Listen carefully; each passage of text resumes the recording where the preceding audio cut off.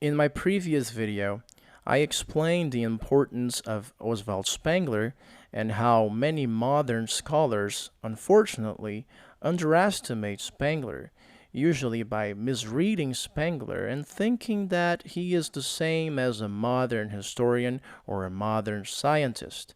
And as I explained, Spengler is not trying to factually describe what happened in the past. Quite the opposite. He uses a language that is very broad, slightly poetic, slightly symbolic.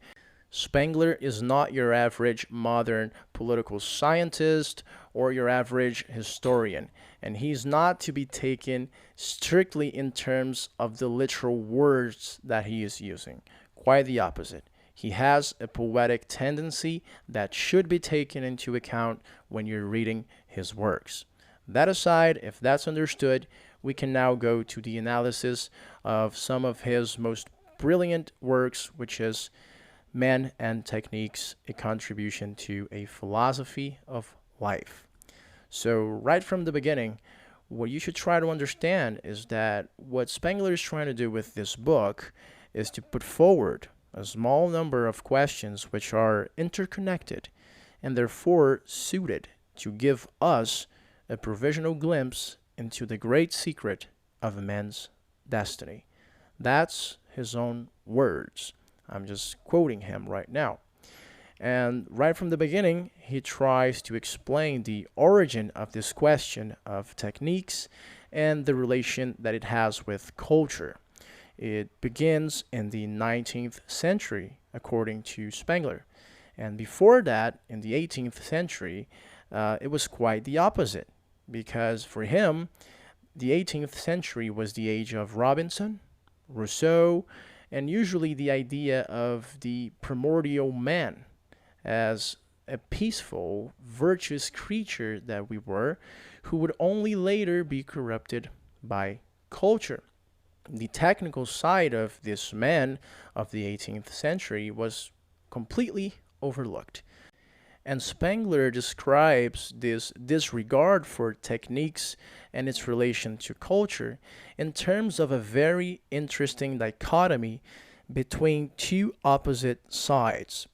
In one side, he talks about people like Goethe, the poet, who writes very, very beautiful things, but usually regarded technical matters and economic issues as something separate from culture and beneath it. And of course, that has many problems.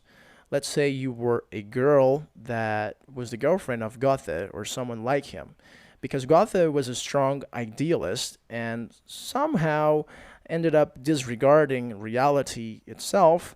Well, if you had some trouble with your computer or your car and you asked Goethe to help you fix your computer, Goethe would tell you many beautiful things. He would talk about the importance of God and this and that, but in the end of the day, he wouldn't solve that problem.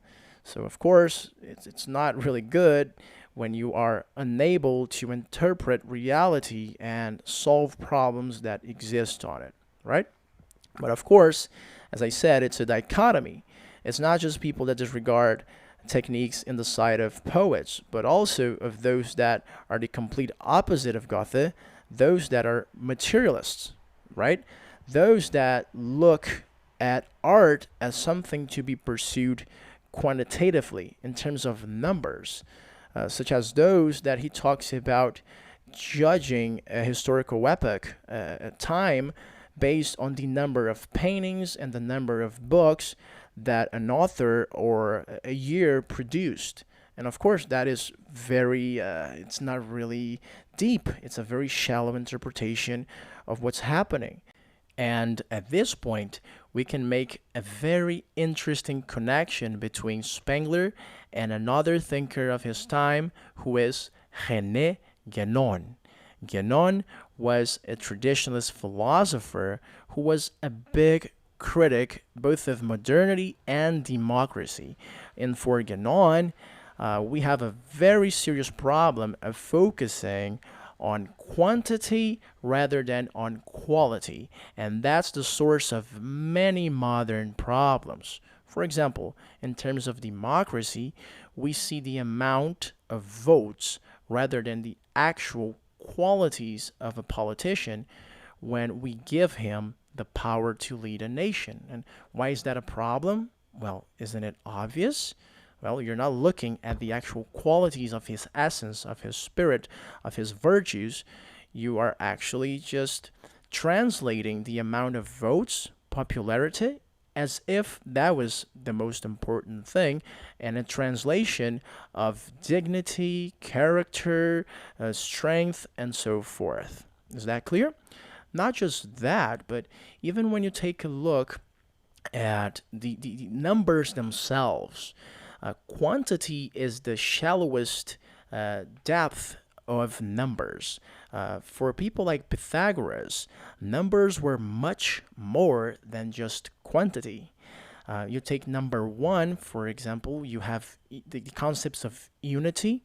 You take number two, you have concepts such as duality, the number three, trinity, and so on and so forth. These were interpretations that were much broader. It would take me a lot of time to explain each one of them, but I think that's a really interesting parallel between the thoughts of Guénon and Spengler, and they talk in very different terms. They were born in different places, and I'm not sure if they communicated between themselves, but they seem to diagnose the problem in different ways and seem to take approaches that are different, languages that are different, but they are going in the same direction in my take.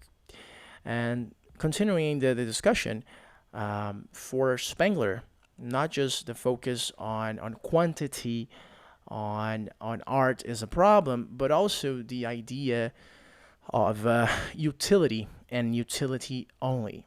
He deeply describes how that's terrible. And in the next video, we're going to talk about the concept of utility for Spengler and how that relates to a lot of things that are happening right now, and how that's actually a sign that maybe we're actually in the decline of our civilization, in the same way that bread and circus was a symptom of a declining empire in Rome a few thousand years ago, right? And so that's an introduction to Spengler. I hope that helps some of you understand some of his thoughts. He's not as simple to read as someone that you would see it on Harvard. His references are not so simple. They require a little bit of understanding of philosophy. If you read some traditionalist thinkers, I think that really helps in understanding his cosmovision. But we're going to leave that to the next video, and I hope that sheds some light in this subject.